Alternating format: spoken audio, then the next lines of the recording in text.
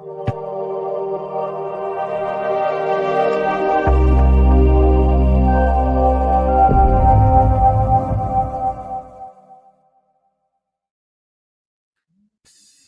Steph. Happy morning. Got your coffee? Misa Cafe Corretto, if you know what that is in Italy, with a bit of grappa in it after yesterday. Oh, yeah. I haven't. I was going to say, definitely need that after last night. A bit early. How's it going?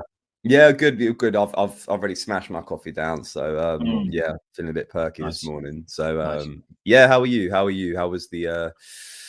You didn't do a watch along for the Parma game, but you did a post match. Feeling bit of an odd one, wasn't it? Really, at the end of the day, the high of the Roma game, which wasn't a high because of it was the most amazing performance, but we got an important win, and then obviously 30 minutes of us playing brilliantly, and then sort of 70 or 65 minutes of us just like shit, basically, just being like, yeah, come at us. It was a bit odd, mate. But yeah, we're going to go right into it, aren't we? Main topic of today. Lots of things to talk about. Where do you want to start, Steph?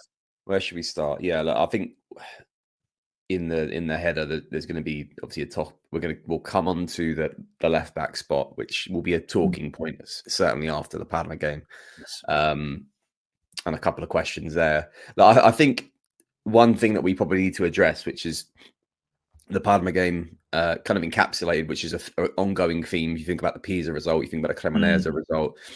Our performances against weaker sides this year have been questionable, to say the least. They've been shit, basically. Fiorentina included as well, where we barely scraped that win past them. Well, we came back from behind, didn't we? So. Exactly, yeah. At home against them, who are now residing, I think they're still bottom place. I think they get to play this weekend, which is shocking from them. And obviously, Pioli's now out of a job again. RIP for his career. But yeah, there's an ongoing theme here. I just wanted to touch base on this. And where do you think is it a player thing? Is it a coaching thing? I feel like it has been a bit of a broken record over years, where we saw this with Stefano Pioli towards post Scudetto seasons, where we would go into the games where we were those top 6 games and get those good results, but then we'd F it up against Cagliari away or whoever it might be, and it's all almost very similar in a way this season, where we're doing quite well against the mid-table teams. The Udinese result was really good this year. Yeah, fantastic result away from home. And then, of course, we've got those big fixture wins and draws. Napoli, Juventus, Roma, Bologna. I think I'm missing out someone here as well. But then, with those games like Pisa, Parma, Cremonese, 2 of them being home games in particular, with Cremonese and Pisa. What's going wrong here? Why can't we pick up 3 points in these games?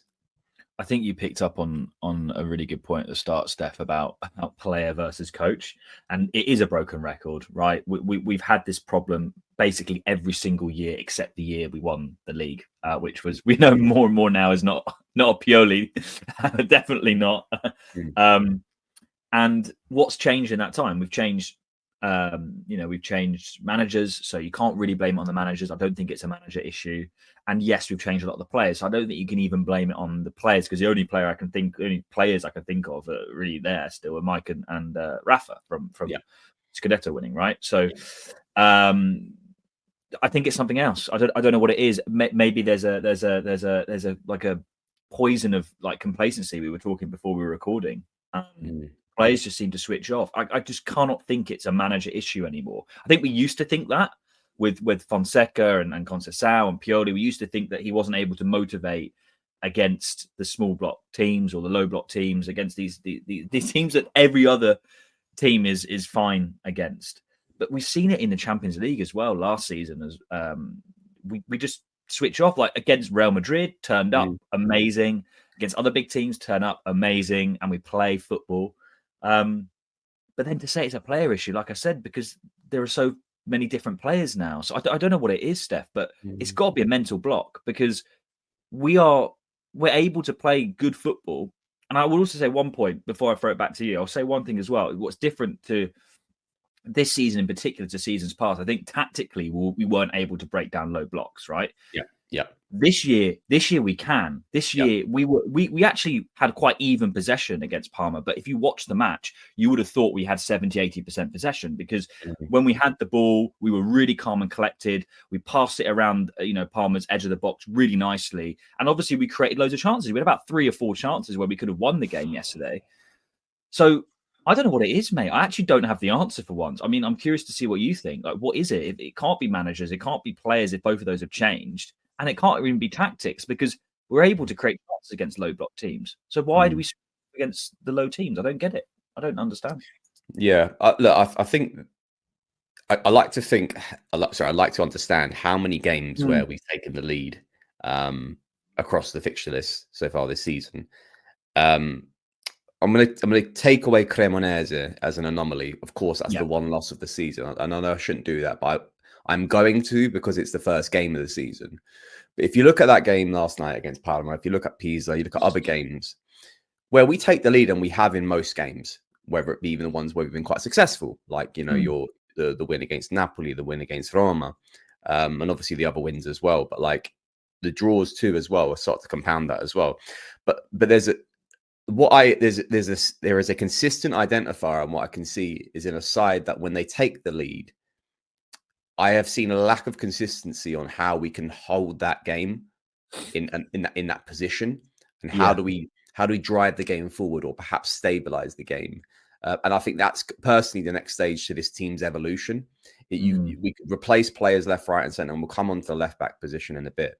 But I think from a methodology perspective, and I think this is where Allegri was so pissed off, you could tell by saying those 2 points thrown away, because when you are 2-0 up against a side like Parma, you should be in no position of conceding goals. You should be You're objectively much better than them. That's a fact. Like, exactly, yeah. Quality should supersede everything else, let alone the fact it comes down to mentality. But and there are some individual errors along the way, but there should be an element of game management and control in that game, because we should have them exactly where we want them to, especially when you consider how this team is set up from a very will absorb a lot from a defensive perspective, and then break out with speed, and with these incredible players like Leao and Salamakers and Pulisic and Nkunku. And it almost is the opposite to that, where we absorb the pressure, and it's like we're just getting boxed in, and it feels very much like defeatism. And you saw it against Atalanta, you saw that 2-0 up against Parma, you saw it against Pisa in the second half. It's like you're letting the sides get back into these games. And like I said, I think the next stage of this evolution is that we can clearly create chances. And obviously there's an element of scoring goals as well, where some of these chances have gone awry, whether it be those chances late in the Parma game, whether it be those chances late against, is it Pisa when Salamakers broke through? And I mean, the countless efforts that were missed in that game as well.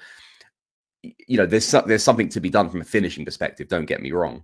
But like, there's that general game management piece where, like, other teams like an Inter or Napoli will be 2-0 up in that fixture, and the other team won't even have a sniff to get back into the game. Just kill their chances completely.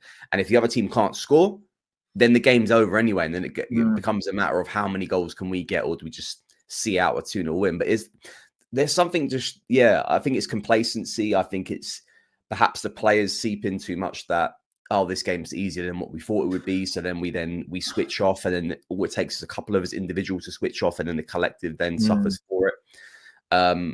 Which I think that's what Allegri is going to have his work cut out for him, I think, across the international break, and really hitting home, because obviously big game coming out of that, Inter Milan and the derby, which once again, I'm actually not worried about that game. It's the game. It seems like the games after that, it's those, we've got a run of fixtures after I think we played Lazio after Inter.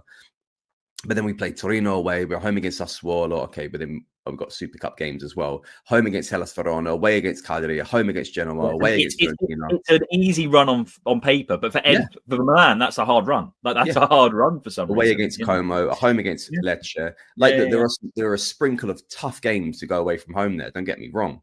Torino. We've had our, you would say, our first half difficult run already. We've had it for most teams. But that means nothing if you don't get those 3 points at Parma, at Pisa, and really, like, I'm sure we can G ourselves up for the Inter and the Lazio game. I've got no problem about that. It's those games afterwards, which I'm that will define our season, and it's starting to shape that, because I don't want to sit here and go like, oh, we should be this many points from the board. Sometimes football is not as simple as that.